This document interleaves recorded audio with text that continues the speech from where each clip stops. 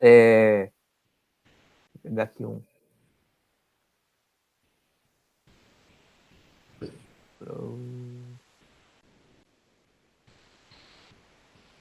Então, a segunda letra, então, do alfabeto grego é a letra aqui, ó, em maiúscula, né? Ela é idêntica ao nosso B, né? Então, não tem nenhum segredo. Idêntica ao nosso B. A segunda letra, ela é parecida também com o B maiúsculo, né? Só que ela tem esse detalhe aqui, ó, que se você pensar, né, numa linha, ela deve sempre passar para baixo da linha, né? Ela tem que sempre ficar abaixo das linhas de uma linha imaginária onde você vai escrever, né? Porque na maior parte dos textos gregos antigos, né, não tem linha, não tem pauta, né? São textos sem pauta. E aí as letras devem ocupar um espaço assim que fique harmônico, né? Então aqui a gente vai ver até, né? Se tivesse uma linha aqui, ó, deixa eu ver se consigo fazer aqui. Se tivesse uma linha aqui, então ela ficaria sempre com aquela perninha ali um pouco para baixo, né? E as outras letras um pouco mais alinhadas, né? Então esse é o detalhe da letra minúscula, tá? E a letra maiúscula é igualzinho ao nosso B maiúsculo. A transliteração é a letra B mesmo, e o nome da letra é beta. Cuidado, assim, porque em português, né, a gente costuma falar beta, né? Versão beta. Beta seria esse E, né, aberto, né? Seria esse E epsilon, né? Mas aqui, em grego, é aquele Ezinho que parece um N. Por isso ela é beta fechado, tá?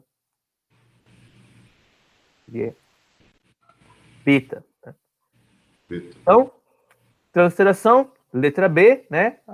O fonema dela é B também. Se você for estudar, ou se você vir algum vídeo, ou se você colocar lá no Google Tradutor, para ele poder pronunciar essas palavras aqui para você, essa letra aqui, no grego moderno, ela tem som de V. Então ele fala vita, porque essa letra aqui também tem som de I no grego moderno. Né? Então, vita. A gente tem certeza absoluta que esse som não é o som dela na língua grega koiné. Por quê? Porque tem um texto, se não me engano, é um texto de um cômico, de um poeta cômico grego chamado Aristófanes, né? Em determinado momento da poesia dele, lá, de um dos textos dele, ele vai tentar imitar o som de ovelhas. E aí, ao imitar o som de ovelhas, ele coloca essa letra e essa aqui. Então, a menos que as ovelhas gregas, né, pronunciassem vi, a gente sabe que ele está procede, fazendo, né? né? Oi? Que não procede, né? O que não procede, né? Ovelhas falam, pronunciam o som da mesma forma desde sempre, né?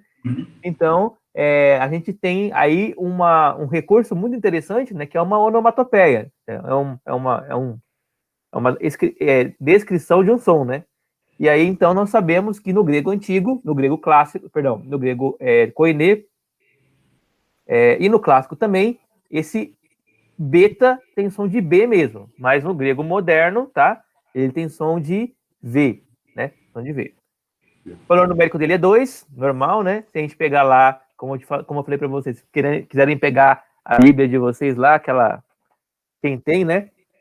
A Bíblia interlinear, aí você vai ali em 2 Pedro, por exemplo. Vou tentar mostrar aqui. Vocês terem aí, né? Não sei se dá para. Não sei se vai dar para ver. Deixa eu ver se dá para ver. Consegue ver ou não? Conseguem ver? Você vê aí, ó. Petron B. Tá vendo? Tô vendo. Então significa o quê? 2 Pedro, né? Petron Então, Petron B. Se fosse o 1 Pedro. Letra alfa. Isso, perfeito. Vou mostrar aqui, porque aqui a gente mata a cobra e massa o pau. Aqui, ó. Entendi. Porque o 2, né? Ali na Ali, ó. Petron A. Então, é só para a gente entender que as letras, elas têm valor numérico, né? E o valor é tanto o valor de número mesmo, cardinal, ordinal, tudo, né? Então, quando você não quer, quando você precisa, sei lá, né, do número, você pode tanto transcrever, como a gente faz no português, né? 2, 3, né? A gente vai ver lá depois, quando for lá em Apocalipse, né? O número 666, né? Então, ele coloca lá, né? Hecta. Então, você pode ter a transcrição dos números, mas você pode também ter a simbolização dele, que é só pela letra. Primeira palavra aqui, então, aqui nós começamos a ter outros elementos que a gente vai já se apropriar deles agora, tá? Percebam algumas coisas aqui, ó. Esta palavra e esta palavra, elas têm uma característica comum entre elas. Pode continuar. Pode continuar aí.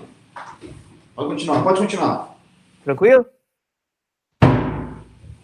Tá, então ela tem uma característica comum entre elas. Qual é essa característica? As 4 palavras, elas terminam com a mesma letra. Tranquilo? Tranquilo. Tá, essa letra aqui, a gente vai estudar ela lá no final, porque ela é a última letra do alfabeto grego, né? É a letra ômega. O que acontece? Isso aqui é regra, né? Tem exceção? Às vezes tem, mas assim, é bem raro, né? Mas aqui é regra. Toda palavra grega que termina com ômega, toda, é verbo. É verbo? É verbo. Tem exceção e tem outras formas verbais, é claro, né? Mas terminou com ômega é verbo. Ômega igual verbo.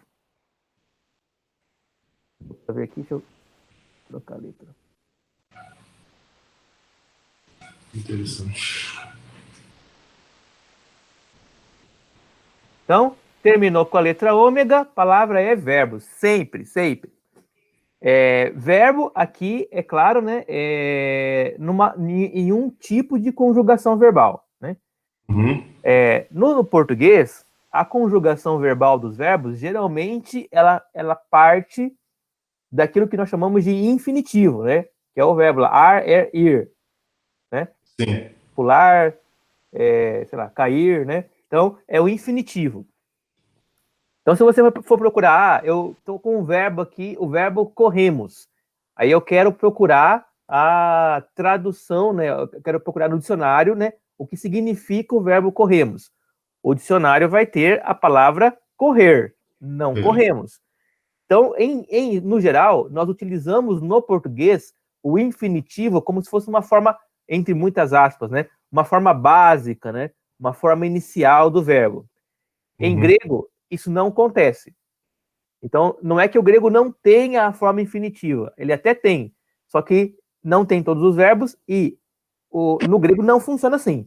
Simplesmente eles optaram por fazer com que a palavra básica, né, a forma básica, fundamental da palavra, seja a forma da primeira pessoa do presente do indicativo. Vou até anotar também isso aqui, né? Importante. Da primeira pessoa. Isso. Então, a forma básica, né? Forma básica. Opa. Forma básica dos verbos é sempre. Primeira. Sempre assim, né? Quase sempre. Primeira pessoa do presente do indicativo. Então, eu caminho, eu corro, eu pulo, eu faço, né? Eu canto, eu primeiro. Tá tranquilo, pessoal? Tá tranquilo. Presente do indicativo aqui é o modo, né? Então é modo afirmativo, né? Então não é nem que eu cante, nem que se eu cantar ou que ele cantar. Não, eu canto, né? Então é a forma mais básica mesmo do nosso presente do indicativo. Então todas as palavras que aparecerem aqui, com algumas exceções, raras exceções, todas as palavras que aparecerem aqui, com terminadas em ômega, elas são verbos, e são verbos que estão na forma básica do verbo grego, que é a primeira pessoa do presente no indicativo. Existem verbos na Bíblia que não têm presente no indicativo. E aí ele vai ter que utilizar outras conjugações, tá? Aí ele vai utilizar, por exemplo, o passado, utilizar o presente, ou o futuro, ele vai utilizar outras formas. Por hora, por enquanto, de verbo, vamos aprender isso aqui só, tá? Porque o verbo é mais complicado no grego, mas por hora é isso. Então, você vai encontrar lá na Bíblia blepei, blepomai, bleposim, que são as formas conjugadas, né? Aqui está na forma básica. E a palavra é blepo. Pronuncia aí. Bleco. Não é co, é po. Blepo. Isso. Blepo. Tá, o pi, né? Tá. Blepo. Isso. Vou aumentar aqui. Então, blepo. Esse blé, ele tem que ser assim, meio. Não é blé, né? É blé. Porque esse Lzinho tem que ser um pouquinho alongado, né? Como no al, né? Então, blepo. Ok? Ok. Muito bem. Blepo seria, então. Alguém quer arriscar? Não vai arriscar a tradução. Ela não é um cognato, né? Então, assim, não tem nada a ver com a nossa língua, né? Por isso a tradução. Pois é, aí não sei, eu estou tentando puxar aqui pelo radical, mas não estou conseguindo, não. Porque ela não é cognato para a nossa língua. Então, a palavra o verbo seria aqui o verbo ver. Ver. Só que por que não é ver? Porque em grego não tem? Não, a forma básica não é? Não é infinitivo. Não é infinitivo. Se a forma básica é a primeira pessoa do presente indicativo, como que é a tradução? Vejo. Primeira pessoa do indicativo é vejo. Vejo, E aí, você vai ter que... A gente costuma, né? Já é o hábito gramatical, e toda vez que você for traduzir uma palavra, um verbo, assim, isolado, sem frase, sem contexto, você coloque o pronome na frente. Para que a pessoa que está vendo saiba que você está falando de um verbo. Porque tem verbo que ele é escrito da mesma forma que um substantivo. Entendi. Por exemplo, né? O verbo eu jogo é escrito da mesma forma do jogo, né? Do jogo em si, do substantivo jogo. Então, quando você fala lá, né? Sei lá, né? A gente vai ver aqui, ó, que é essa palavra aqui. Essa palavra aqui é o verbo jogar, né? Como é que eu traduzo? Jogo, eu jogo. Perfeito. Então, eu jogo, né? Em português, jogo e jogo escreve da mesma forma. Para quem está tentando, olhando a sua tradução, se você não colocar, né, o pronome aqui, ele pode entender que você está falando do jogo, né? O jogo substantivo. O jogo de futebol, o jogo de tabuleiro, o jogo tal. Então, para evitar esse tipo de problema, nós sempre colocamos o pronome na frente, tá? A palavra aqui é balo. Balo. Balo. De novo. Pronuncia aí, pessoal. Balo. Perfeito. Balo é eu jogo, eu lanço, né? Lá no Apocalipse, aqui, ó, Apocalipse, acho que não é no 2:22, não, mas é em outro, lá no Apocalipse 20, lá no finalzinho do Apocalipse, tá falando que a morte e o inferno serão jogados no lago de fogo, né? Entendi. Então, o jogado no lago de fogo lá é a palavra balo que tá lá. Na verdade, ela é a palavra balo com uma preposição que é ekbalo, ou seja, lançado para fora, assim, lançado com muita força, né? Então é uma expressão um pouco mais incisiva, né? Mas a palavra balo é lançar, ok? Ok. blepo aqui em cima, né? A gente precisa fazer antes de continuar a transliteração. Isso é importante, né? Vocês estão conseguindo fazer transliteração? Eu tô fazendo com esse alfabeto que tu mandou, tá dando para fazer de boa. De boa. Tá fazendo, Quando Fred? tem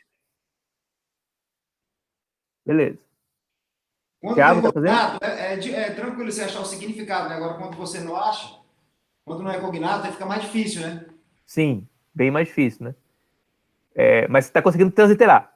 Isso que é importante. Sim.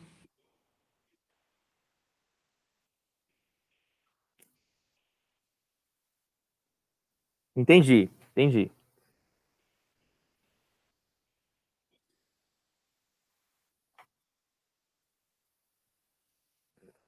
Então, a questão do radical, a gente vai precisar da gramática. Por quê? Porque assim, ó, é da gramática e do analítico, né? Que é aquele que você me mandou, Fred, que você me mandou o seu grego interlinear, ele tem um analítico embaixo, não tem? Aquelas letrinhas embaixo vão dizer para você assim, ó, esse aqui é um verbo no futuro do subjuntivo, por exemplo, né? Aquelas letrinhas embaixo. Aí você vai pegar lá na gramática e falar assim, mas como é que no presente subjuntivo o verbo muda? Acrescenta uma letra aqui e acrescenta uma terminação aqui. Aí você consegue fazer o caminho inverso, entende? De encontrar a raiz da palavra, né? Sem a gramática, você não vai conseguir.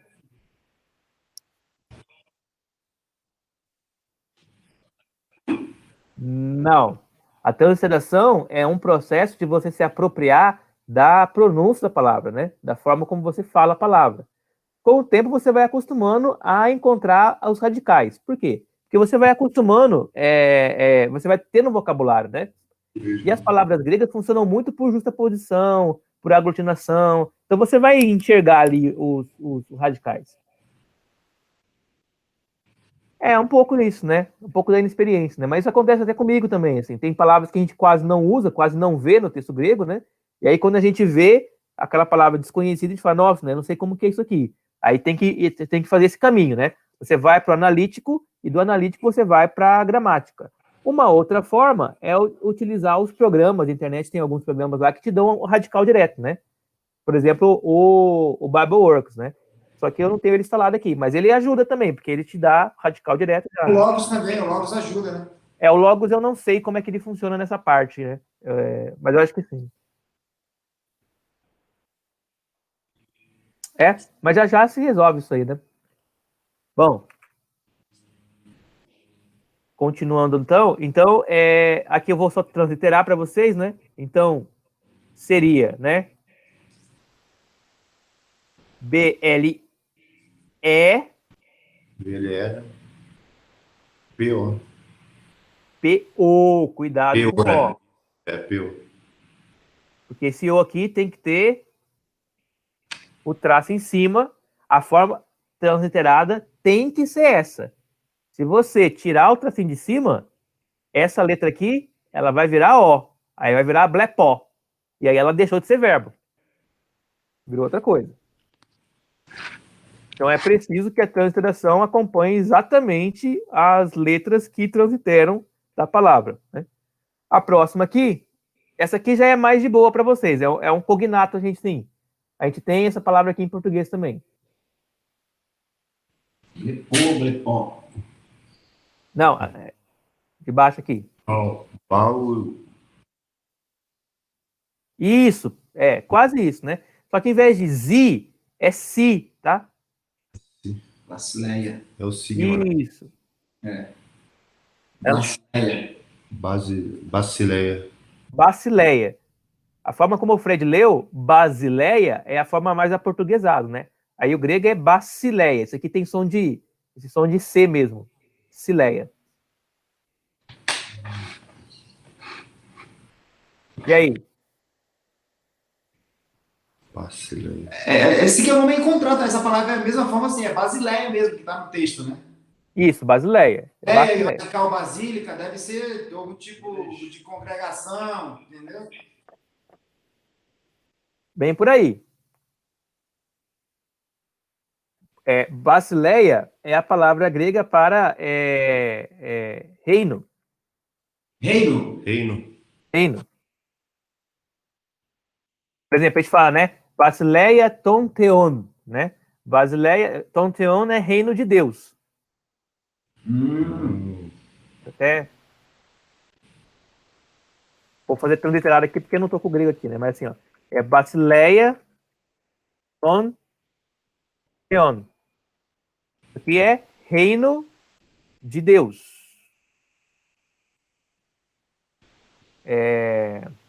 Então, Basileia então, é a palavra para reino, e aí aonde a gente usa também a palavra basílica, né? A Basílica de Nossa Senhora seria, então,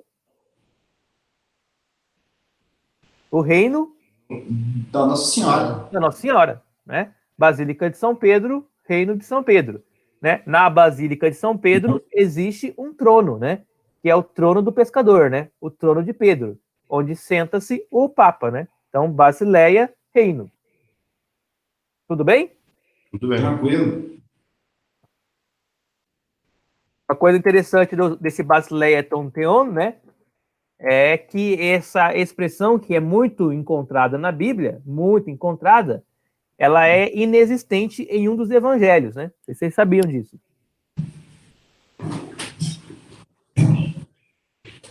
A palavra Basileia, a expressão Basileia ton theon, que é o reino de Deus, ela é encontrada em quase todos os textos do Novo Testamento.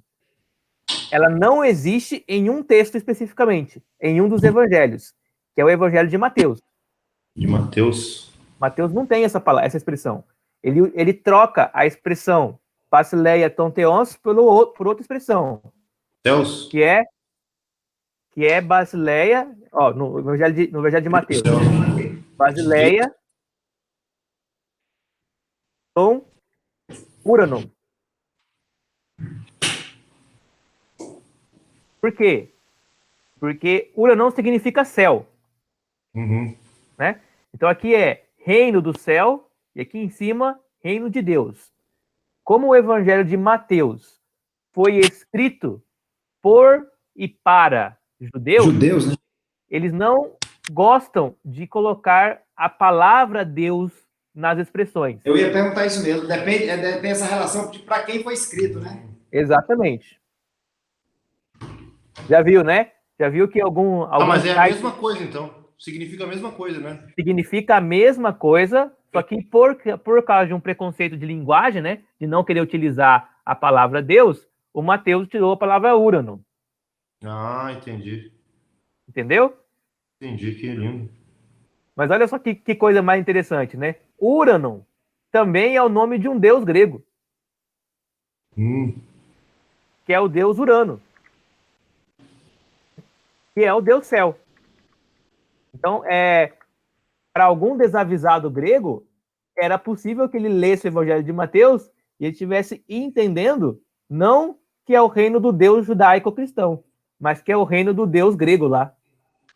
Entendi. Poderia causar algum problema. Por que esse problema ia causar? Porque o Mateus, como não escreve para os gregos, ele não se dá conta de que ao usar Uranon, ele não está usando somente a palavra para o céu, mas também está identificando uma palavra para uma divindade. Entendi. Tranquilo? Tranquilo. É tão simples e ninguém explica assim, né? Não, ninguém explica assim porque... Aí o cara né? tem que fazer um monte de botar um monte de contexto onde não existe, né? Desculpa, eu tava Exatamente. Que céu é diferente de Deus e não sei o que. É tão simples explicar. Não. Você pode muito... ô, Zac, você pode só voltar aí, cara, que eu tava resolvendo uma coisa com a mulher ali, desculpa aí. Eita, Ele perdeu aqui dos céus. Dos céus. Do Deus tá, céu. então aqui, ó, essa expressão, Lennon, né, Basileia ton theon, que significa reino de Deus, né, ela é utilizada em todos os textos bíblicos do Novo Testamento. Tá lá, né? Lucas, João, nas cartas de Paulo, no Apocalipse, todo mundo. Só o Mateus que resolveu utilizar outra expressão, que é reino dos céus, né? O reino do céu, que é Basileia ton uranon.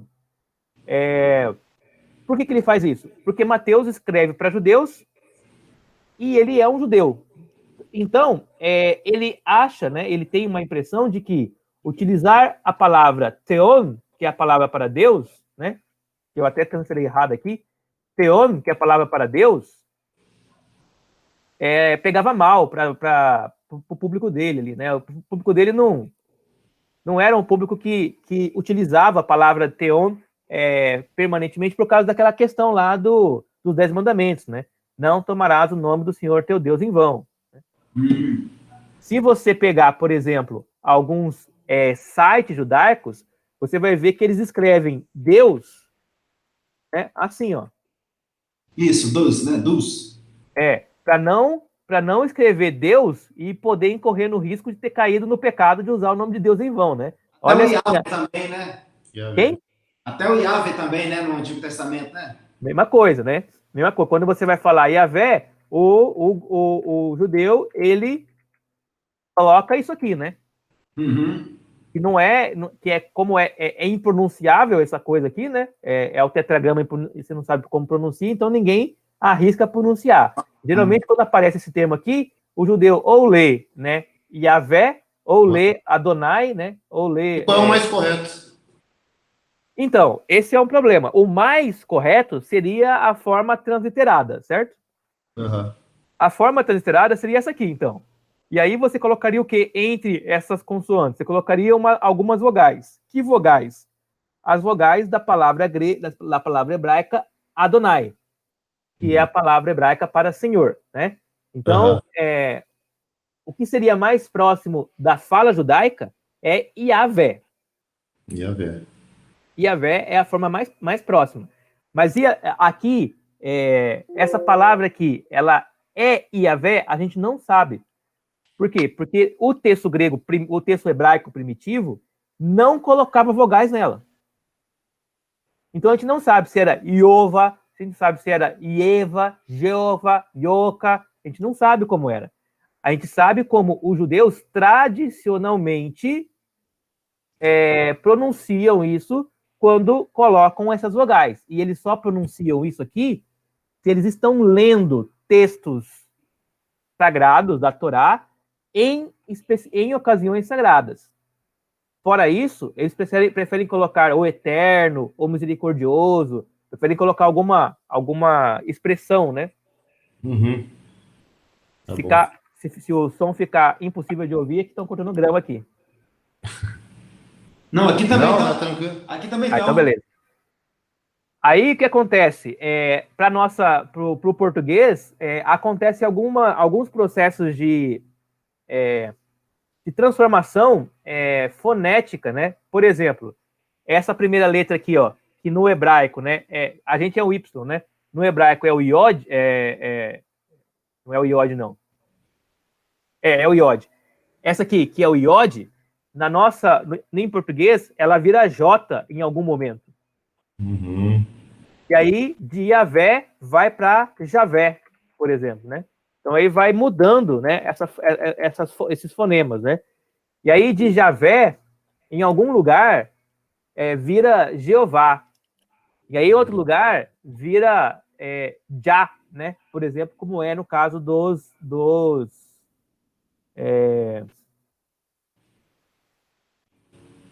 Jeová, não, Jeová é Jeová, né? Mas daquela Bob Marley, da onde que eu veio Bob Marley? Jamaica, Na Jamaica tem uma religião chamada Rastafari. Rastafari. A religião Rastafari, ela é uma religião que veio da África, né?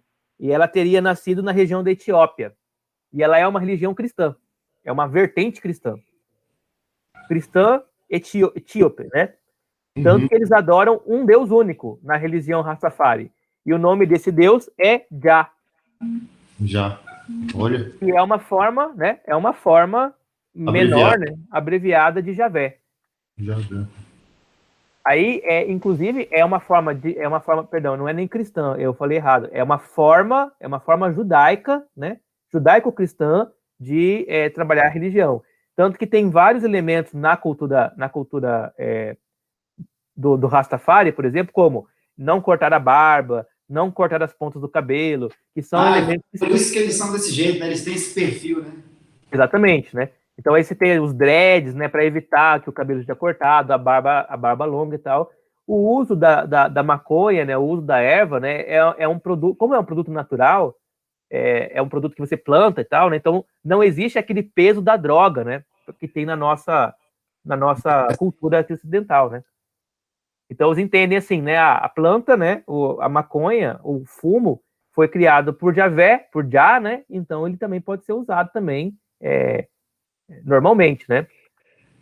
Assim como a uva foi criada por Jah, então você também pode tomar o vinho também, o vinho que embebeda, né, também pode ser usado, né. Então, é nesse sentido também que eles... Então, é uma religião relativamente próxima do cristianismo. Tanto que existe uma banda, né, de reggae muito famosa, cristã, chamada Cristafari, né, que junta elementos daquela religião com a religião cristã, né, junta, né. Tranquilo? Tranquilo, tranquilo. Vamos longe agora aqui, vamos voltar. Então, Basileia, né, aí é tranquila a translação para vocês, né. Uhum. Basileia. Tranquilo? Beleza. Só lembrando, né, por que tem acento aqui mesmo? Para que serve o acento? Para dar uma tonicidade, né? Para indicar a sílaba tônica, né? Isso. Perfeito, né? Então, essa aqui é a sílaba tônica, essa aqui é a sílaba tônica. Beleza. A próxima palavra, balo, a gente já viu, né? Eu jogo. E a transliteração é? B-A-L-L-O. Perfeito, perfeito. E o LL aqui não tem som de lhá. Tem som de lá mesmo. Não é que nem no espanhol, né? Que o LL junto tem som de lhá, né? Aqui não. Aqui tem som normal. O lhá a gente vai ver depois como é que faz, né? Já jogo na próxima já. E essa aqui, bom, aqui tem uma letra nova, né? Que vocês ainda não viram. Essa letra aqui é até a letra mais difícil de você escrever também, né? Porque ela, de desenhar ela, né? Porque ela vai ser mais ou menos assim. Deixa eu ver se eu consigo desenhar ela aqui, ó.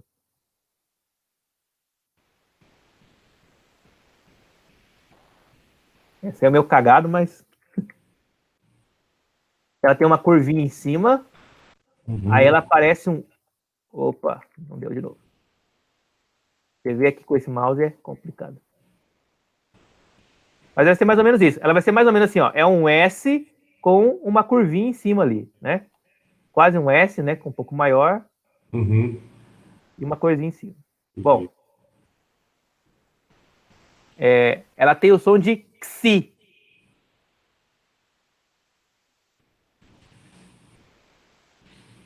É sigma também, não é? Não é sigma. Não é, não? Sigma. Não é sigma. O nome da letra cadê? Vocês estão aí com... Tô.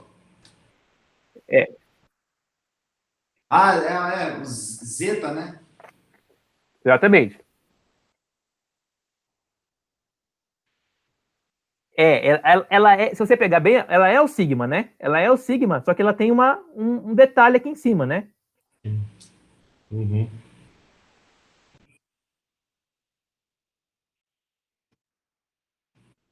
O sigma tem duas formas, perfeito, vamos lembrar disso, né? Então aqui nós temos, ó, o sigma final, né? Aqui embaixo, e aqui, né?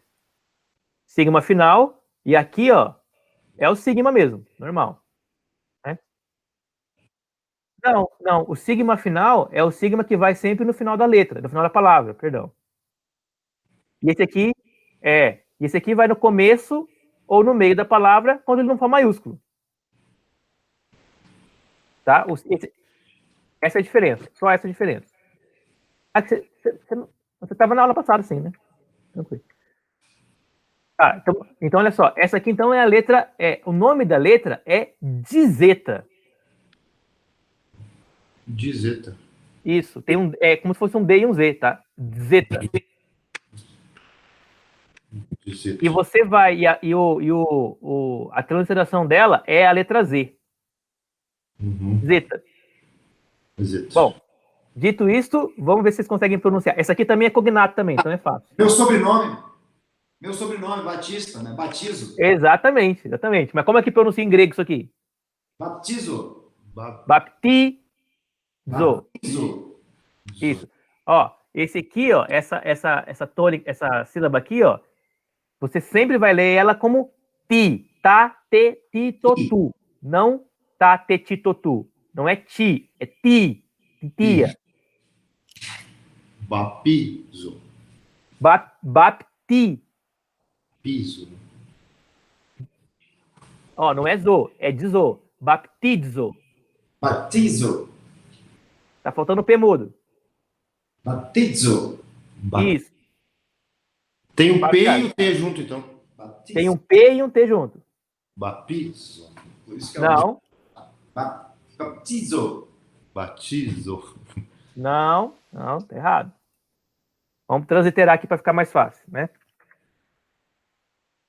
Batizo. Batizo. Claro que esse O aqui tem o tracinho em cima.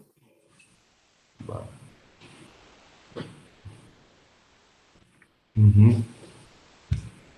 Baptizo. Tenta de novo. B-A. Pronuncia. Batizo. Isso. Thiago. Bapitizo. Não.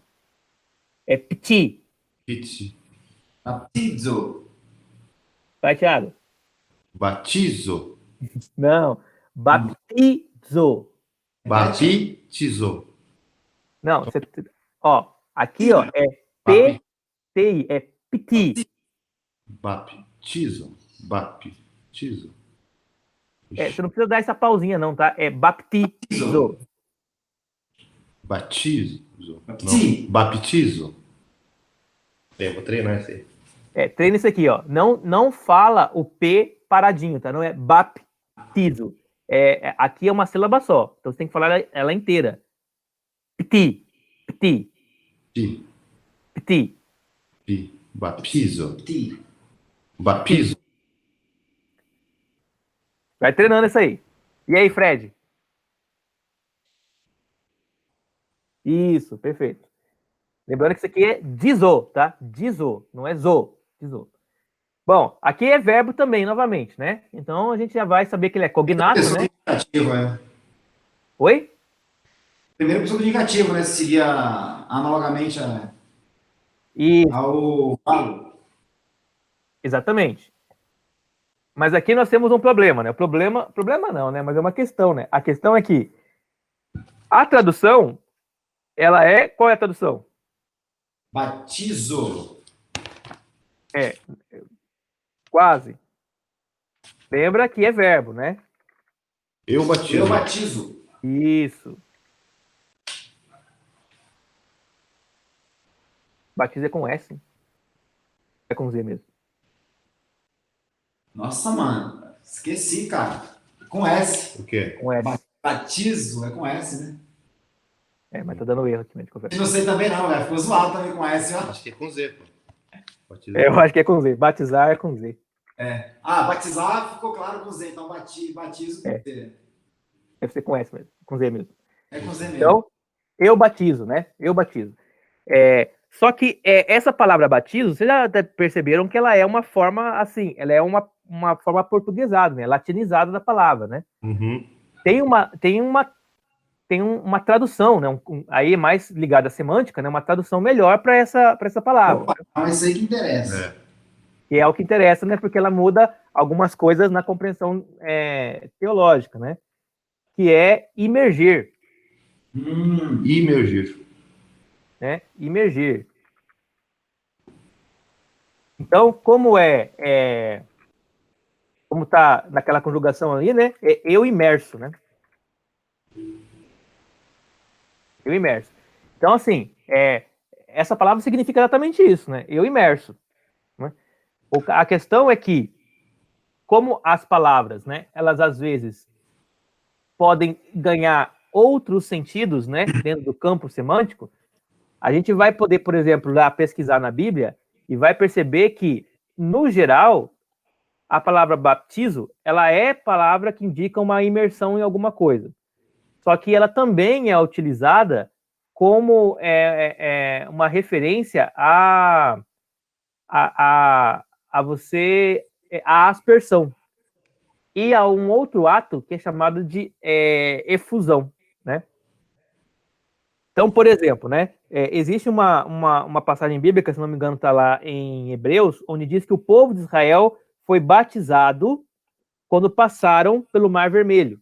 Isso aí. Só que na narrativa lá do Gênesis diz que eles não molharam nem as sandálias. Isso. Né? Ou seja, passaram a seco pelo Mar Vermelho, né?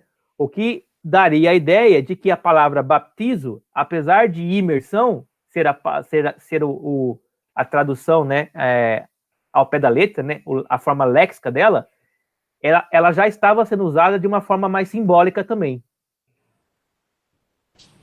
Forma que a gente usava isso também. Né? Quando Paulo está preso também, que ele sai, que vai na casa do cara que prendeu ele, e batizou toda a família dele também, não é? Perfeito, Ou Pedro, que batiza 4.000 pessoas num dia só, né? E aí eu te pergunto o seguinte, sempre é condicionado esse batismo de imersão, sempre condicionado ao batismo nas águas. Mas trazendo esse sentido semântico, me parece que a imersão imergir no próprio Evangelho de Cristo. Eu estou tendo esse sentido semântico. Seria isso? Seria então um mergulho, né? O batismo seria um mergulho na fé, ou um mergulho na tradição, ou um mergulho no Evangelho. Isso.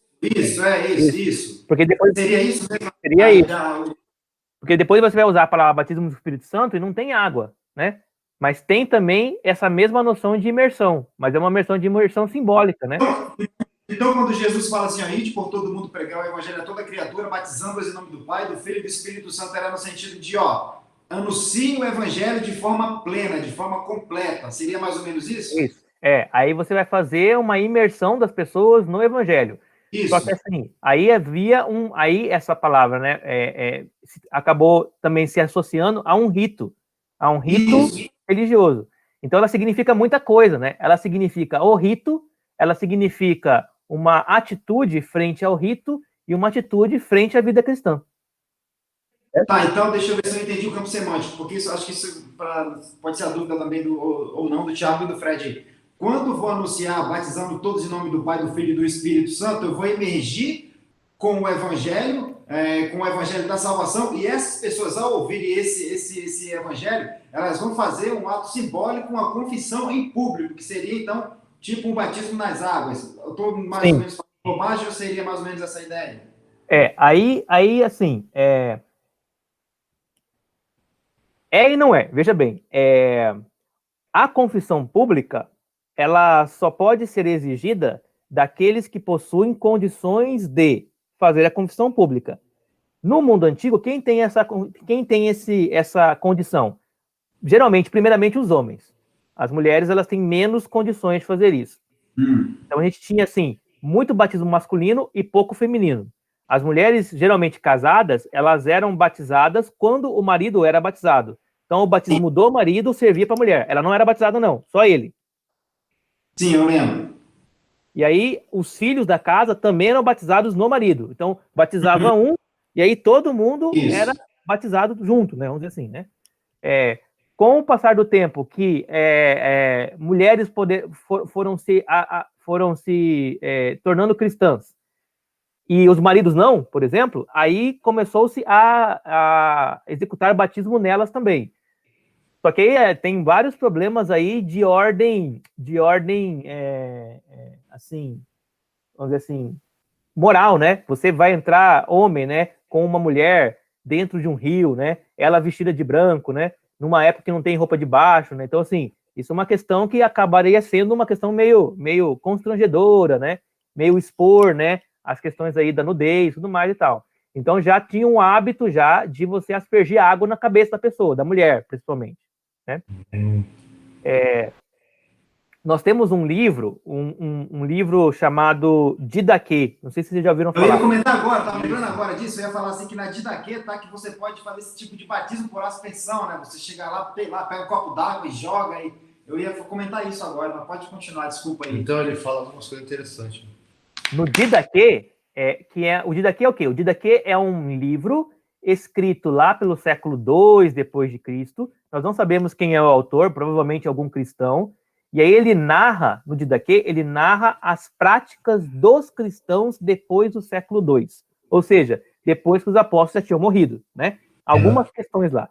E aí ele narra assim, o cristão chegou na casa de um sujeito, ele já estava moribundo, ele estava doente na cama, né? E aí ele aceitou a palavra do evangelho, né? Ele aceitou, ele reconheceu Cristo e tal, ele converteu-se, né? E queria ser batizado, né? E aí, então, no Didaquê, há uma orientação. Você pega uma água, esquenta a água, né? Não vai jogar água gelada no cara que está doente, né? Esquenta a água e derrama um pouco da água na cabeça do moribundo deitado na cama mesmo. E aí ele já recebe o rito batismal, né? Então, é uma orientação para casos específicos. Vamos dizer assim, no normal, as pessoas eram batizadas no rio e água corrente. Isso é o normal. Em casos excepcionais, elas eram batizadas em qualquer água possível, inclusive na água aspergida. Que casos excepcionais é esse? É o caso onde o cara está para morrer, o cara está doente, o cara não tem condição de ir até um local público, né?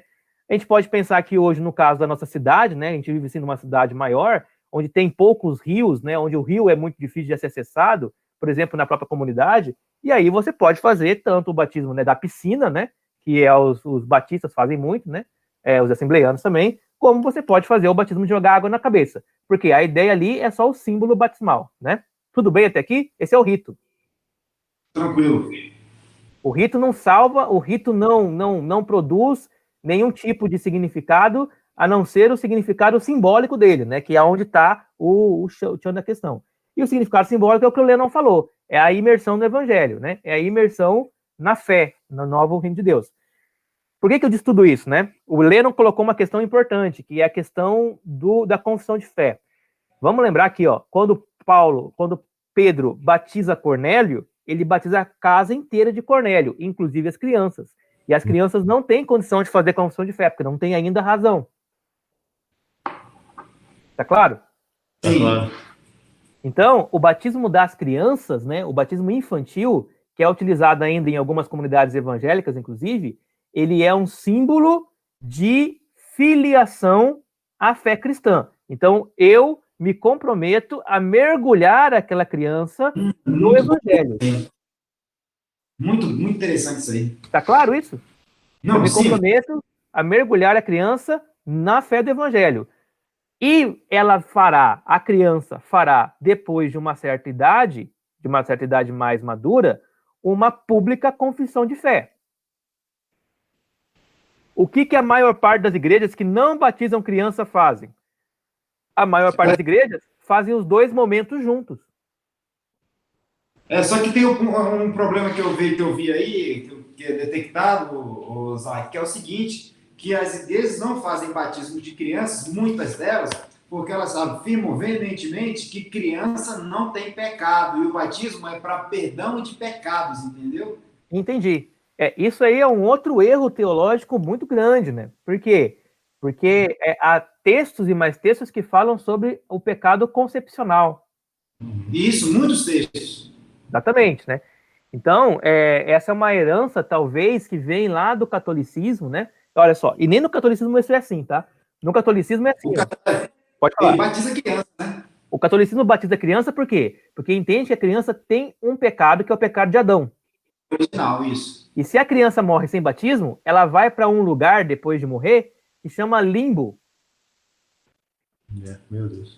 Chama limbo infantum, que não é nem o céu, não é nem o inferno. É um lugar meio que na borda, né, do céu, que serve para que as crianças que tenham o pecado original, mas que não tenham sido limpas daquele pecado, possam permanecer ali.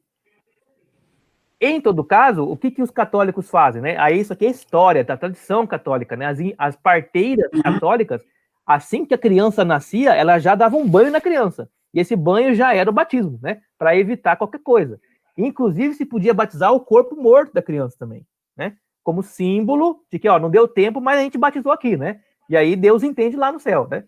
Então, a ideia de que criança não tem pecado é uma ideia que vem de um texto chamado, né? O texto lá de Lucas, né? Deixe vir a mim as criancinhas, porque delas é o reino dos céus, né? Só que esse texto tem que ser lido de uma forma metafórica, simbólica, né? Dentro da linguagem de Jesus ali. Não é um dogma, né? Não é uma doutrina. Tu falou nesse texto aí, eu vi várias exposições acerca desses textos, inclusive de Confissão Reformada, que falava o seguinte, olha, são duas possibilidades esse texto, né? Porque a interpretação da reforma é aquela gramática histórica, né? Você pega literal, né? Você vai interpretando ali de forma literal e falava o seguinte, ó, das duas, uma. Ou Deus, nesse texto aí, já predestinou todas as crianças que elas vão para o céu, independente dos pecados, porque ele é soberano, ele foi lá, escolheu e ponto, e acabou-se. Ou ele escolheu já algumas que iam para o céu e ponto, e acabou. Só que esse segundo ponto não faz muito sentido, porque Jesus fala que deixar vir todas as criancinhas. Então, a Confissão Reformada, ela fala o seguinte, olha, Deus predestinou todas as crianças para o céu, segundo a sua soberania e a sua boa vontade, ponto final. Não tem como discutir, né? Eu vi essa interpretação também. Eu acho que é uma interpretação muito falha. Por que ela é falha? Porque você está querendo ver no texto uma soteriologia, enquanto no texto essa não é a ideia. O que Jesus está falando ali não é relacionar as crianças exatamente à salvação, mas é dar uma bronca nos discípulos. Se você pegar o contexto, é isso que ele está querendo dizer. Né? Sim, isso. Então ele está falando assim, ó, vocês, discípulos, estão impedindo as crianças de chegar perto de mim. Ele está falando isso. E aí ele dá uma bronca, ó. Deixe vir as criancinhas, porque delas é o reino dos céus. Não de vocês, discípulos, que impedem ela de chegar. O que o discípulo tem que ser, então? Como uma criança. E o que a criança tem que o discípulo não tem? Inocência não é. Inocência não é, exatamente. Inocência eu tenho certeza que não é. O Fred ia falar. Fala, Fred. Fred? O que a criança tem que o adulto não tem? O que a criança não tem que o adulto tem, na verdade, né? Criança não tem. Eu acredito que seja a percepção correta da realidade. Não sei. Uma coisa muito mais simples. Os discípulos estavam fazendo o que com elas? Travando. Por que estava travando as crianças? Como? Exato. Aí matou a pau. É exatamente isso. Exatamente isso. Ou seja, de quem que é o reino do céu? É dos fracos. É daqueles que não podem por si próprios. Daqueles que são dependentes. O reino dos céus não é para os fortes. Os fortes, eles vão, pela própria força, trilhar o seu caminho, e o caminho da pessoa que tem a própria força é o caminho do inferno. O que é o caminho do céu? O caminho do céu é do fraco. É do que chora. É do que é dependente. E aí ele fala assim, se você se considera forte, o reino do céu não é para você. Então isso faz todo sentido, principalmente quando Paulo pede para Deus na cadeia no espinho da carne, e fala, Paulo, a minha graça te basta. Quando é na tua fraqueza, como é que o texto diz? Meu poder se aperfeiçoa na sua fraqueza. Porque você é fraco, você é forte. Quando você achar que você é forte, você vai ser fraco. Meu Deus. É uma inversão da lógica, né? Então eu gosto muito desse texto. Fala, Fred. Então é uma inversão da lógica, né? Ou seja, a bronca dos apóstolos é assim, ó. Vocês que já estão experimentados na fé, estão se achando tão fortes e tão maduros e tão melhores que impedem os mais fracos de entrar. Pois vocês que são mais fortes são muito mais responsáveis e têm muito mais chance de serem condenados do que os mais fracos, que nada entendem e que eu aceito tudo que eles podem me oferecer. Então, assim, é uma discussão ali muito mais eclesiológica do que soteriológica. Oi? Não, entendi, fez sentido. Mas isso é sinceridade, né? Sim. Não sim. é querer a pessoa empurrar um dogma forçando um texto, né? Isso é. Porque assim, o texto tem que ter uma discussão sobre salvação para você poder derivar dele uma doutrina de salvação. É o texto que manda e o texto que forma a doutrina, não ao contrário. Perfeito. A nossa doutrina vai forçar o texto, né? Que é o que está acontecendo hoje, né? Isso. O que a gente faz muito é assim, a gente tem uma doutrina, a gente começa a caçar texto para poder fundamentar a doutrina. Isso. Né? Isso aí a gente chama isso em teologia de dicta probanda. Dicta probanda. Que é o quê? É encontrar um dito, né? Encontrar um fragmento que comprove a minha doutrina. Mas, na verdade, não é assim que se faz. Você vai ler o texto, entender o contexto da discussão é o quê? é salvação, é vida cristã, sei lá, né? É identidade de Deus, é ação de Cristo. Você vai tentar identificar o tema e dali derivar a sua teologia, né? Essa é a forma correta. Isso aí. Bom, então, batismo, então, a gente viu que tem muita bronca, né? Muita briga com relação a isso, né? Se é imersão, se é aspersão, né? Tem aquele outro que você entra metade na água, né? Você entra com o corpo metade na água, aí o batizador, né? Ele pega um pouquinho de água e joga na cabeça da pessoa, né? Então é meio a meio, né? Isso tudo Oi? Cria-se até uma história acerca da posição batismal, né? Que você está em pé, depois você deita, depois quando você sobe, cria-se uma narrativa em cima disso. Isso, né? Que você mergulha e morre, e depois você volta, né? No caixão e tal. E aí então, tem o correto para esse verbo seria eu imerso. Eu imerso, e eu imerso ela é, primeiramente, né, uma palavra que identifica uma imersão simbólica e depois uma imersão física, para simbolizar a imersão simbólica. Agora faz mais sentido. Ok? Então, o que é um rito? Só para a gente entender melhor, né? Essa aí é a parte mais antropológica, né? Mas um rito é uma cristalização, né? O rito é uma forma material de algo que é simbólico ou espiritual. Então, o rito não pode salvar. O rito não pode ter efeito, né? Um pastor meu dizia assim, pecador batizado é pecador molhado.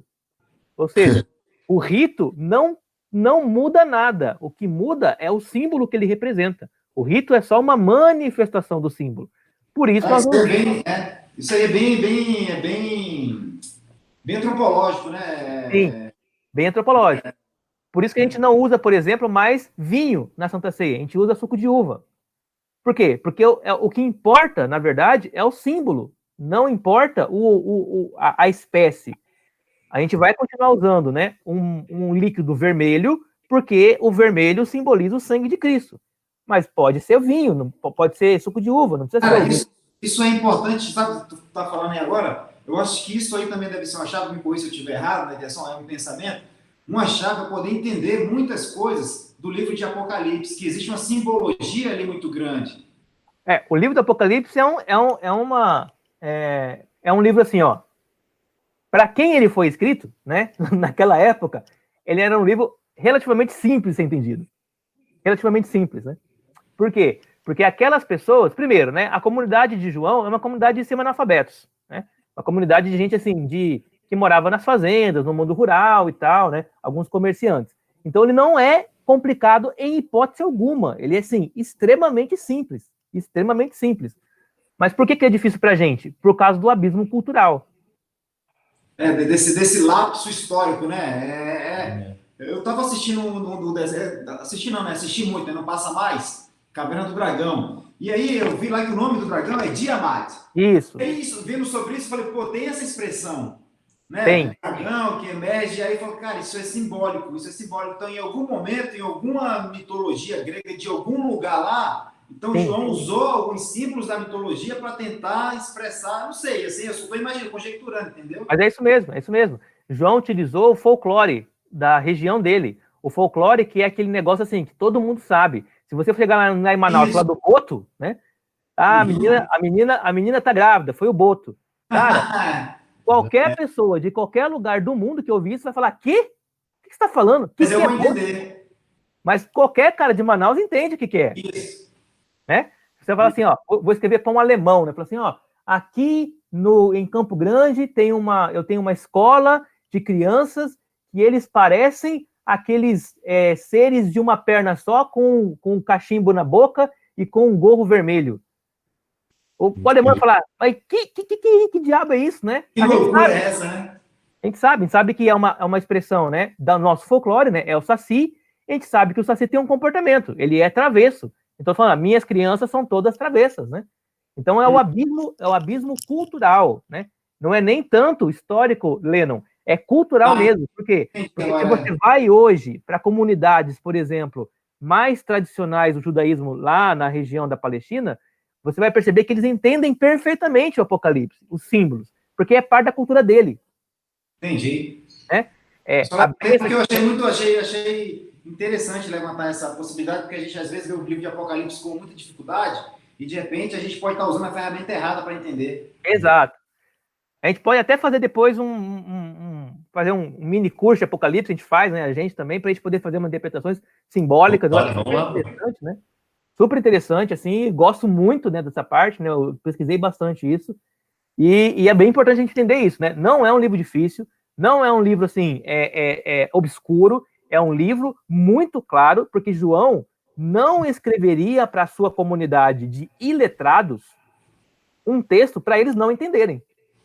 Faz sentido. Não faz o menor sentido isso. Se você vai escrever para a sua comunidade, se você quer incentivá-los, se você quer dar, assim, uma palavra de consolo, o mínimo que você vai fazer é escrever compreensivamente. Então, essa comunidade, ela entendeu isso. A gente que não entende direito, porque está longe da nossa cognição cultural, né? Mas a gente pode fazer depois isso aí. Aí não tem problema não. Mas vamos voltar para o nosso grego lá.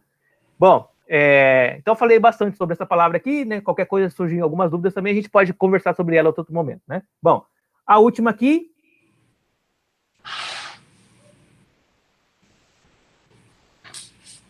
Biblos. Ó, é o O. Biblos. Isso, perfeito. Biblos.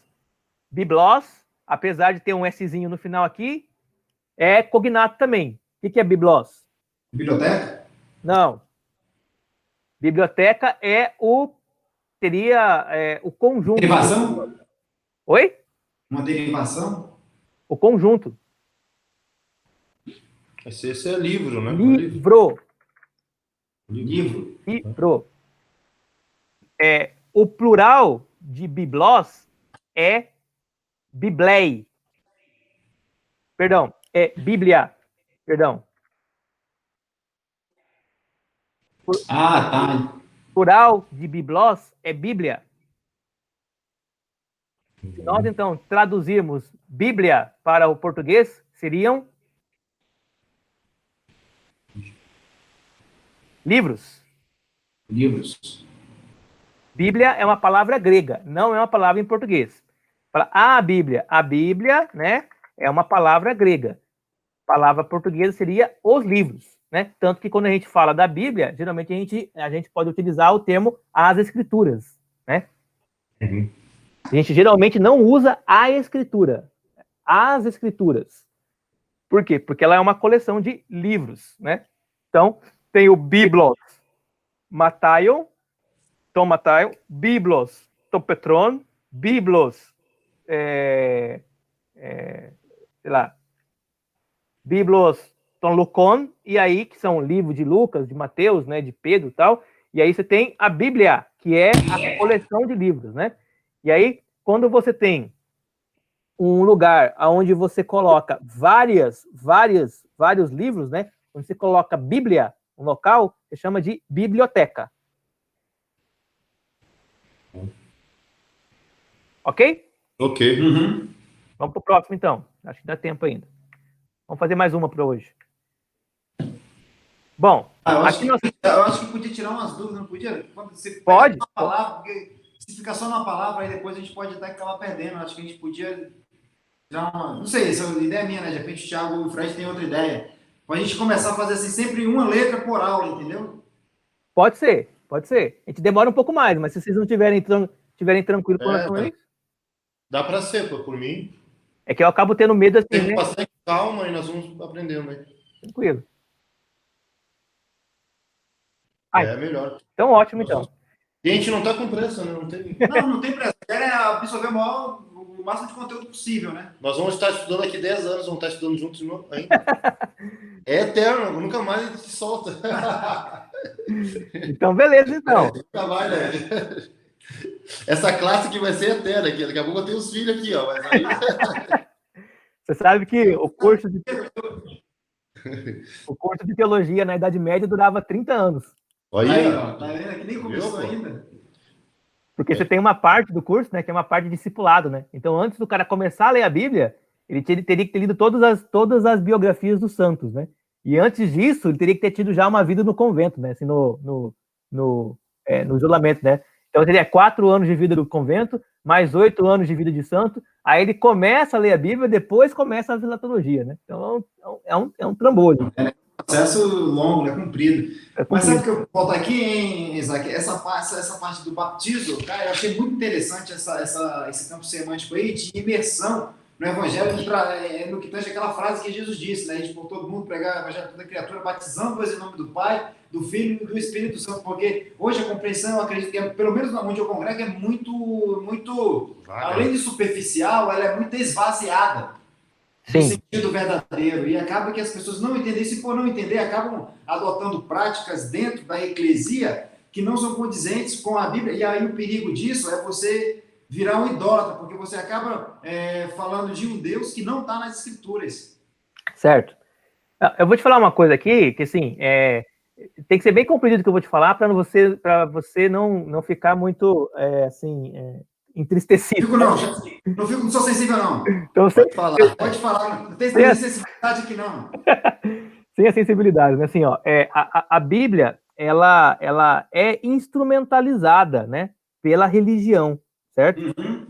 Religião, o cristianismo, né, a religião, ela não é necessariamente bíblica, né? Porque ela é uma religião, entende? Então você tem assim, ó, você tem a Bíblia de um lado, que é a base, né, lá, né, a base fundante da religião, mas a religião se tornou um negócio tão grande, né, e tão complexo, que ela extrapolou todo o texto bíblico, e ela começa, então, agora a reler o texto bíblico dentro da sua cosmovisão extrapolada, né, e aí por isso que as religiões, elas não vão ser, as denominações, né, elas vão dizer sempre que são bíblicas. Por quê? Porque elas querem ter, né, essa autoridade, dizer assim, não, eu sou bíblico e tal. Mas na prática não são bíblicas. Um exemplo, por exemplo, né? Eu não conheço nenhuma comunidade que batiza a pessoa assim que ela se converte. Não conheço. Toda comunidade que eu conheço só batiza a pessoa depois de um certo tempo de vida na comunidade. O que é absolutamente contrário a todos os textos bíblicos. Todos. É na hora, pô. Pessoa que... Na hora. Porque você não sabe o que vai acontecer depois do cara, né? Você vai perder o cara, senão você nunca mais vai ver, né? Então, na dúvida, é assim, ó, tem aqui tem lá, né, o Felipe, né, com o eunuco, né, lá da Candência, né? Ó, eu entendi isso aí que você falou. O que impede de ser batizado? Nada, tem uma poxa de lama aqui, vamos agora, né? Então, a ideia é que o ensino que precede o batismo é um ensino muito, muito incipiente, né? É assim, ó, eu vou te explicar quem é o Salvador da sua vida. Aí a pessoa fala, não, entendi, então batiza agora. E depois do batismo, o discipulado, né?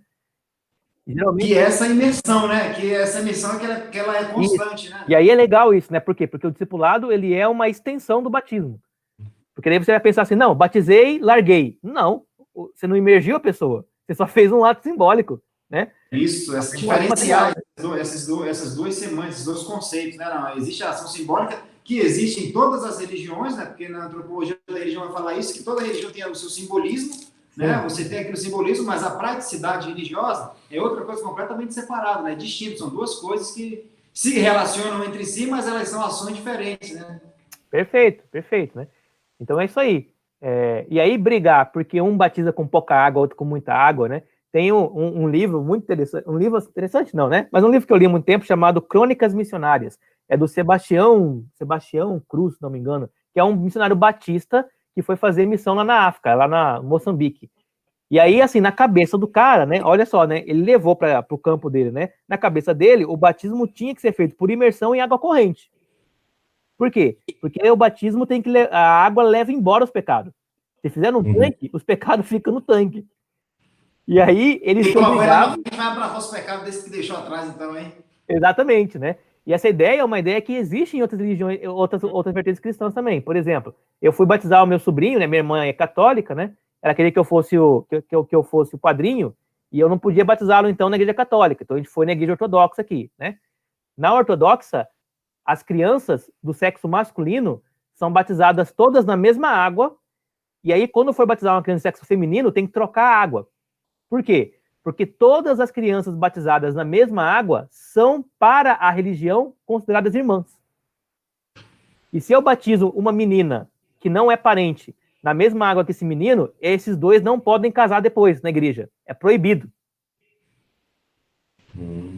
Então tem um simbolismo da água ali. Mas voltando ao Sebastião, lá no Moçambique, né? E aí então ele ia batizar no rio. Só que lá no Moçambique tem crocodilo no rio. Olha só a pira, né? Ele mandava, assim, ó, o batismo vai ser hoje, 11 horas da manhã. Ele mandava, às 7 horas da manhã, 4 diáconos. Cada um ficava numa ponta do rio, olhando o rio para ver se não tinha crocodilo. Porque o crocodilo fica imerso, né? 2 horas, né? Depois ele sobe, né? Então ele ficava lá, olhando o crocodilo, se tinha ou não. Chegava o pessoal para batizar, perguntava, e aí, diácono, viu crocodilo? Não tem nenhum, não. E aí estava o pastor com o cara batizado. Você imagina o medo, né? Nossa, Deus livre. Na água, e aí batizava, né? Ou seja, colocando em risco a vida das pessoas, né? E tem toda essa questão que é uma coisa muito séria, né? Em nome de uma doutrina que não tem nenhum sentido, né? Você podia batizar de uma forma muito mais segura e muito mais simples, né? Pois é, né? Isso é que cada ser humano, eu sempre vejo assim da seguinte maneira: cada ser humano ele vai ter uma percepção, né? Que é a cosmovisão. É a percepção que ele tem da realidade que ele acha que é.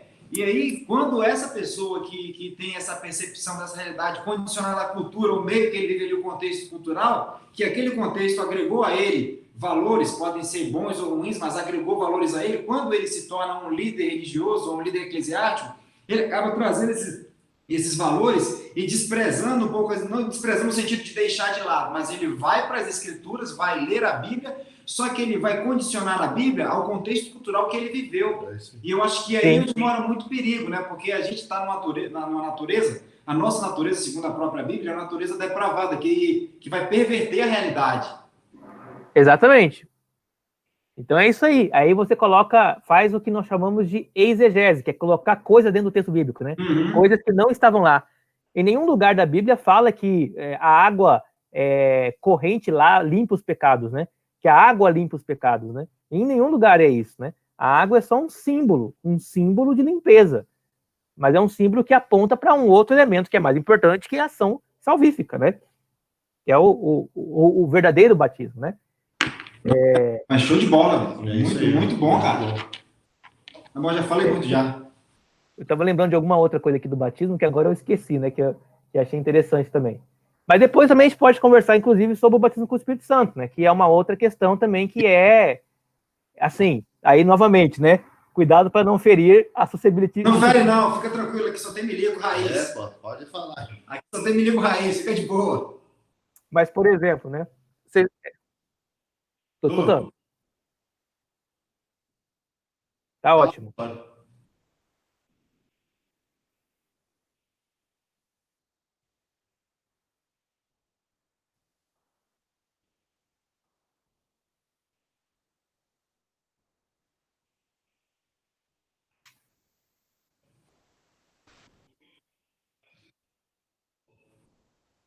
É isso aí, né?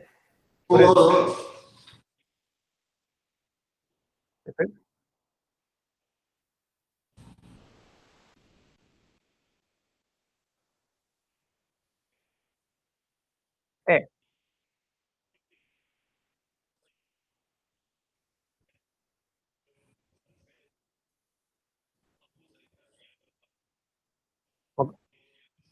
Uma coisa importante, Fred, é que o Espírito fala conosco. O Espírito, ele direciona a comunidade, a comunidade que eu falo, a igreja, né, os cristãos, para o caminho certo. A religião, às vezes, atrapalha o Espírito. Mas fica tranquilo, Zac, que aqui ninguém é sensível não, viu? Então, tá ótimo. Então, tá ótimo, né? Então, assim, ó, Sim. Então, por exemplo, né, só para a gente entender isso, eu não vou nem entrar na questão do Atos ainda, né? Deixar isso para depois, que a gente vai falar sobre isso mais para frente. Mas só entrar nessa questão primeiro do batismo com o Espírito Santo, que é muito associado ao batismo com fogo, né? Que é o que acontece lá em Atos. Né? Perigoso, hein, mano? Perigoso isso, né? Eu acho que o Leno já teve essa aula comigo, inclusive, né? Já tive, já. Mas o contexto é bem claro que é uma separação, né? Lá, né? Isso. Ler, né? Você contou pro Thiago já, Leno? Não, não. Então, olha só. Eu lendo o texto e analisando, já dá pra... Tá escondendo informação do Fred. Só que, Zac, é assim, ó. Quando você...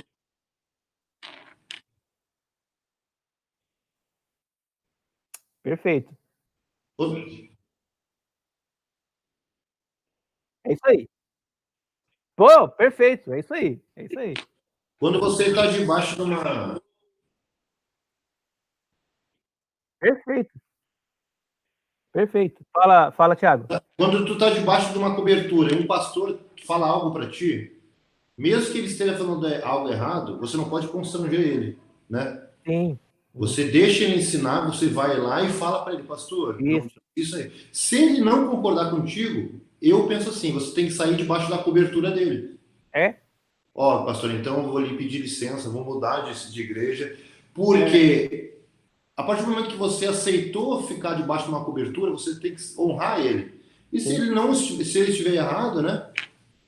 E ele não concordar, você tem que sair. Essa questão de cobertura, eu tenho dificuldade com isso, porque eu acho que cobertura espiritual, ela é de Deus. É Jesus Cristo, o Pai, o Filho e o Espírito Santo. Agora, quando um homem se intitula e diz, eu vou te cobrir espiritualmente, fala, cara, você é tão pecador quanto eu. O máximo que a gente pode fazer, você pode fazer, é me aconselhar segundo as Escrituras, e eu vou julgar, porque Jesus fala assim, não julgueis para não serem julgados, porque da mesma forma que julgares, vós será julgado também. Queres tu julgar com o cisco do olho no teu irmão, quando tem uma trave no teu olho, tira primeiro a trave do teu olho para depois ir falar com o teu irmão. Então, Jesus está falando assim, julga, critica, questiona.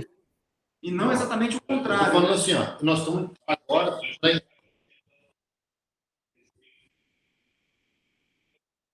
Sim, Fred, beleza. Eu estou falando assim, o Zac. Não no sentido, eu estou do lado do amor. Assim, nós estamos agora, para entender, debaixo da cobertura do Zac. Porque ele é o nosso professor. Você fala num relacionamento pedagógico. Aí ele falou algo que eu não... Tem um aluno que não concordou que o grego koiné é diferente do moderno, não é? Isso. O aluno ele não saiu da sua aula? Era um vídeo da internet, então assim, ele foi discutindo comigo, né? E aí, assim... Então ele podia fazer assim, professor, eu não concordo, eu vou sair da sua aula, mas nunca falar mal dele. Tá. Sair, entendeu? A relação pedagógica, isso, a relação ética e moral. Eu corromper todos os alunos para ele não ser mais professor. Isso é um relacionamento ético e moral, né? Isso, nesse sentido eu tô falando. Sim, entendi. Nesse sentido.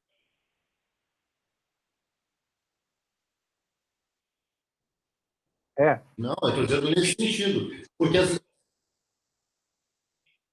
às vezes tu pega um pastor que ele não é realmente inteligente que nem tu, e aí você quer parar a pregação dele para mostrar que sabe mais. Tem pessoas que fazem isso. Nesse sentido eu estou dizendo. Aí o cara acaba dizendo assim, pô, não sirvo para isso. Eu só não gosto de usar esse termo cobertura espiritual. Não, eu falei nesse sentido. Cobertura para mim é isso. Nós estamos debaixo da cobertura dele. Entendeu? É o campo semântico aí, né? Cobertura tem outros sentidos religiosos também, né? Então não é isso que ele está querendo dizer. Então é tranquilo, né? Eu concordo com você, Thiago, assim, né? Eu sempre, eu já fui pastor durante muito tempo, né? Pastor auxiliar. Eu nunca quis ser pastor presidente de nada, porque eu não tenho competência nenhuma para poder administrar nada, né? Eu sou pastor auxiliar, né? E assim, sempre fui mais formado do que os meus pastores, que inclusive eram meus alunos, né? Todos eles, né? E eu sempre estive assim, numa situação com eles, onde o que eles falassem ali no púlpito, a direção moral, espiritual da igreja, é deles, né? E aí eu conversava, se eu posso discordar, se eu posso ter uma opinião contrária e posso continuar junto, ok, sem problema nenhum. E a maior parte desses pastores não se importavam muito comigo, por quê? Porque eu não tinha pretensão de tirar o lugar dele, né? Mas se não houver concordância, então é melhor separar, né? E isso já é bíblico também, né? Vamos lembrar que Paulo, quando vai sair em missão, a primeira missão dele, ele sai com Marcos, Paulo, Barnabé, Silas, sai em 4, né? E aí, na metade do caminho, há uma desavença. E aí, o que acontece, né? Separa, né? Vai Paulo e vai Silas para um lado, e vai Barnabé e vai João Marcos para outro. E não há problema nisso. Isso aí é multiplicação, não é divisão. Uhum. Então, é tranquilo isso, tá? Entendi, sossegado. Eu ia falar do batismo com o Espírito Santo, aí eu acho que o Frederico ele já tem a leitura disso, né? Não é nada novidade para ele, né?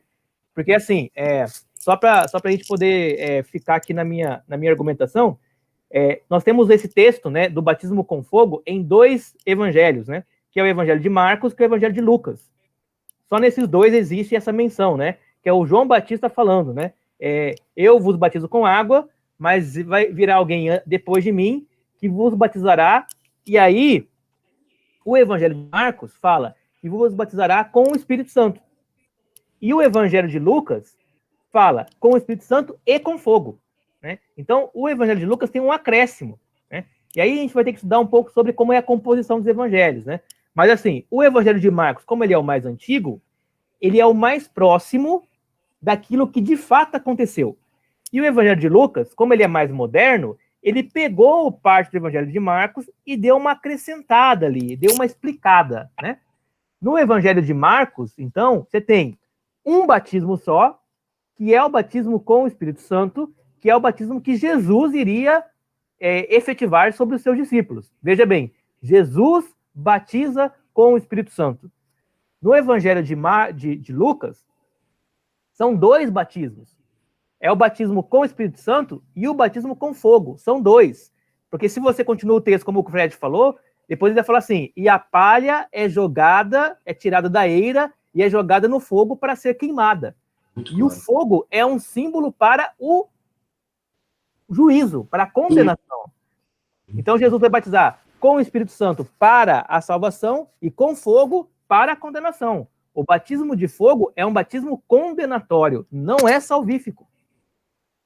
Tanto é que toda menção a fogo na Bíblia terá por detrás dela uma indicação de ato de justiça, né? É o fogo do holocausto, né, que queima até acabar toda a oferta, que é pecaminosa, né? É o fogo do lago de fogo, é o fogo do inferno. O fogo é uma expressão de juízo, né?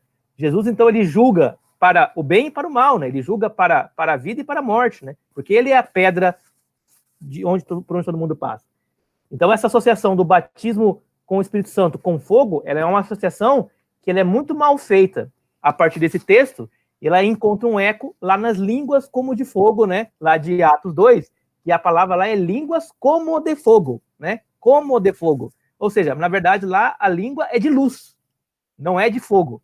A ideia de incandescente, né? De iluminar. Iluminação, né? Iluminação. Porque a iluminação aqui, ela é o contrário das trevas. Entende? Então, assim, ó, o batismo de Atos é um batismo que tira das trevas para a luz. Por isso que é línguas como de fogo.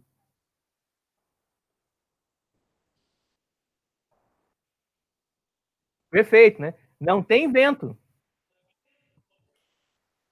Exatamente. Não tem vento. Tem um som apenas, né? Ou seja, e é o som como de um vento, né? Dizendo o quê? Que Deus não... que o som que eles escutariam a partir de então, aliás, né, que a forma como eles se comunicam com Deus não é visível. Ela não é visível. Ela é um audível sem uma expressão visível. E aí o Paulo vai falar, por isso a fé é certeza de coisas que não se veem. Porque se você vê, você não tem fé. Mesma coisa, se você escuta o som, vê o vento, né, batendo, escutando aquele som, você não tem fé. A fé é ouvir algo que você não vê. Então, assim, tá tudo ligado nessas questões ali da teologia, né? Tudo ligado. É harmonia, né? Tem uma harmonia, tem uma harmonia. E entendendo que essa harmonia, Lennon, eu ouvi você falando num dos seus vídeos lá do YouTube, né? Achei interessante, né? Uhum. A Bíblia é harmônica, ela é harmônica, mas vamos lembrar que ela é escrita por pessoas diferentes. E aí essas pessoas diferentes, né? Exatamente, elas vão ter opiniões diferentes sobre as coisas. Uhum. Elas estão falando da mesma coisa, mas às vezes um está falando, né? Não das coisas essenciais, né? Mas as coisas assim mais periféricas, há discordâncias. E não quer dizer que há contradição, não. Paulo não se contradiz, mas Paulo contradiz Pedro, e isso é normal. A ideia da harmonia, então, ela é só a ideia da harmonia no Evangelho, né? Na soteriologia, quem é o Salvador, por que ele veio, por que ele fez. Porque as temáticas centrais são harmônicas, mas as compreensões e interpretações, elas não são. O indivíduo, né? Porque são vários indivíduos ali diferentes, em época diferente, né? Isso. Por exemplo, né? O evangelho que Pedro gostaria que você vivesse é um evangelho que Paulo, é um evangelho na prática. Condenou, né? Que Paulo condenou, né? Paulo, exatamente. Que é diferente de João, né? Olha lá, o Paulo fala assim para você... Essas diferenças, elas existem mesmo, isso aí existe. O Paulo fala para você assim, ó, você deve ser submisso às autoridades. O Paulo fala isso, né? Submisso às autoridades. O Apocalipse de João fala, você deve não se submeter às autoridades. né? Olha como mudou a chave. Por quê? Porque mudou o período, né? É outro governante, é outro imperador, e aí é outra situação. Então é normal que isso aconteça. É um outro momento, essa divergência, sim, ela existe mesmo, verdade.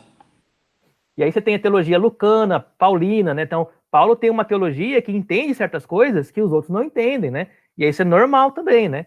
O que a gente vai fazer? A gente vai entender cada um desses e vai tentar encontrar, né, o que é semelhante em todos, né? Certo, por isso a importância, né? Eu vi uma pregação, mas é um ensino, cara. Eu gosto muito dele. Não sei se tu conhece o Paul Washer. Paul Washer, conheço.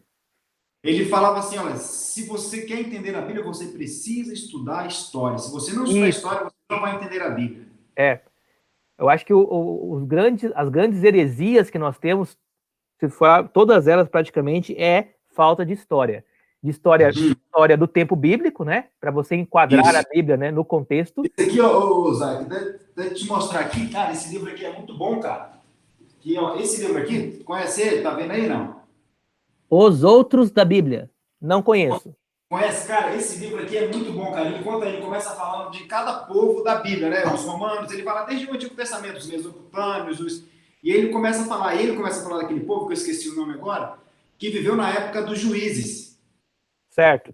Viveu na época de juízes, e aquele povo, eles tinham uma prática religiosa ele usou até um termo, acho que de chantagear os deuses, né? Eles ofereciam sacrifícios humanos para chantagear o Deus que eles serviam em troca de pedir alguma coisa. Ó, vou te oferecer um sacrifício humano aqui, tu vai me dar isso aqui, né? E aí fala que, ele não, né? Aí já é um livro do Timothy Kelly de devocional, tem até ele aqui também, ele fala o seguinte, que Jefté fez um voto atrelado à cultura local daquele povo. Sim. E o voto que ele fez e executou o voto, ele descumpriu o mandamento da lei mosaica, que Deus abominava sacrifício humano quando ele sacrificou a filha dele, né? Então, assim, eu percebo a importância de você estudar não só a história, mas a cultura dos povos também que eram envolvidos naquela época, ali, naquele contexto, porque senão você fica dizendo, que nem eu já vi muita pregação acerca do voto de Jefté, o voto com Deus é muito importante, você precisa cumprir. Olha o voto de Jefté, ele matou a filha dele, porque ele prometeu que ele tinha que cumprir. É um voto idiota. O voto imbecil, né? Voto imbecil, né? Então é bem isso mesmo. E além disso, Ed, é importante você estudar a história da igreja, né? Depois da Bíblia, porque muitas compreensões que nós temos hoje já foram refutadas como heresias antigas, né? E que retornam, né? Por exemplo, né? Esse negócio de colocar a bandeira de Israel na igreja, de tocar shofar, de pegar talite, e de essa adoração por Israel, isso aí é uma heresia antiga chamada ebionitas, né? O ebionismo, que queria judaizar o cristianismo. Isso foi combatido, há muito tempo. Judaizantes, né? Isso mesmo. Judaizantes, né? De Paulo e tal, né? Então tem isso, né? Assim, se você estuda a história da igreja, se você estuda a história bíblica e tal, você já fica vacinado. Assim, isso aí eu já vi, já aconteceu, já deu problema lá, a gente já refutou isso. Mas como ninguém estuda nada, né? Tudo parece novidade, né? Então... Tem a tal da revelação, né? Não, vai me revelar. Então, né? E é engraçado isso, né? É engraçado isso, porque assim, você estudando história, por exemplo, você chega lá, por exemplo, em Agostinho, né?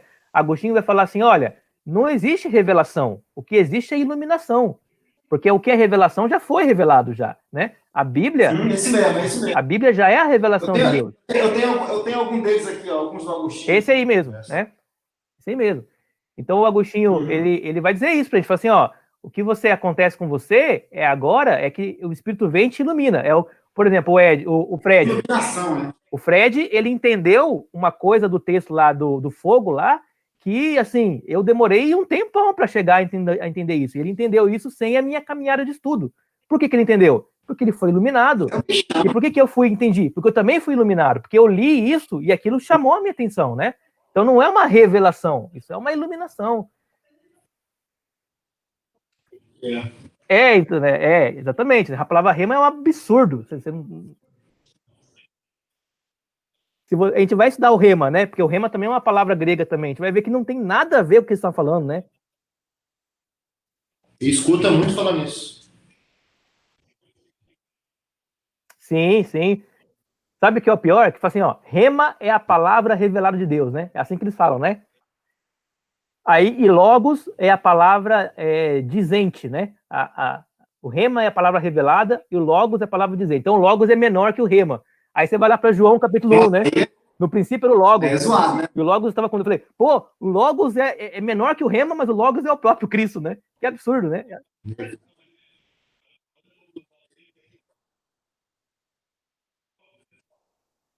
O que é outro problema. Essa é a interpretação mais comum de estar hoje, mas não faz Mas olha qual o problema disso. A palavra escrita é grafia, não é logos. Logos Logos é a ideia. Perfeito, perfeito.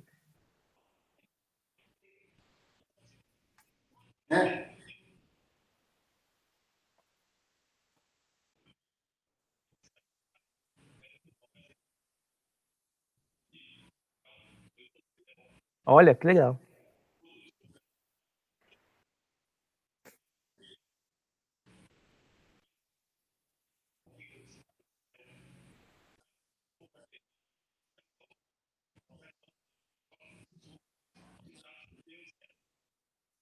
Sim. E costumes ditados por Deus que, por vezes, eles misturavam com outros povos, viu? O próprio Abraão era pagão, né? A cidade dele era pagã, adoravam outros deuses, eram politeístas. Então, depois que o homem caiu, ele ficou todo depravado. Deus falou assim, cara, vou ter que colocar o meu plano da salvação em prática. Ele falou, Abraão, sai daí, vem cá, vai ser contigo que eu vou começar. Isso aí.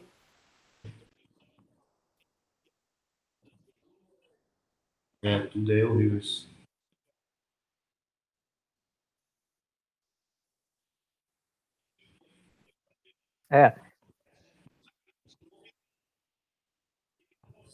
Sim, sim, sim. Muita gente fala, por exemplo, assim, o Deus do Antigo Testamento é diferente do Deus do Novo Testamento. Não, não é diferente. É outra heresia, né? É outra heresia. Ô, Zach, cara, tu tá falando aí, cara, eu tô só lembrando dos livros que eu tô lendo aqui, ó, cara. Isso aqui, ó, outro livro também, nossa, sensacional. Não tô vendo o nome. Leia aí pra mim. Os Atributos de Deus. A.W. Fink. Cara, ele falou isso aí que você falou agora, cara. Nossa, velho, esse livro aqui é muito bom, cara. É muito interessante, assim, porque o que é diferente? É o povo que é diferente. É o tempo que é diferente. É a compreensão, não é Deus. Deus é o mesmo. Só que aí você quer que o cara de 6.000 anos atrás entenda a mesma coisa de Deus que o cara de 1.000 anos, que o cara de agora, não vai entender. E aí coloca na boca de Deus um monte de coisa. Então Deus não mandou fazer um monte de coisa que falaram que mandou fazer. Como que a gente sabe disso? Porque é o mesmo Deus, véio. Então é a interpretação do cara, né? Isso aí tomou outro rumo a aula, Isaac, mas foi muito boa, velho. É isso aí. Eu vou ter que ir lá que vocês vão ser presos. Vambora, gente. Deus abençoe vocês. Valeu, obrigado, hein? Valeu, Isaac. Aí a gente marca pra semana que vem já o dia. Vou ver meu trabalho ali. Eu aviso aí vocês. Vê a operação de vocês aí, né? E vê se o Frederico não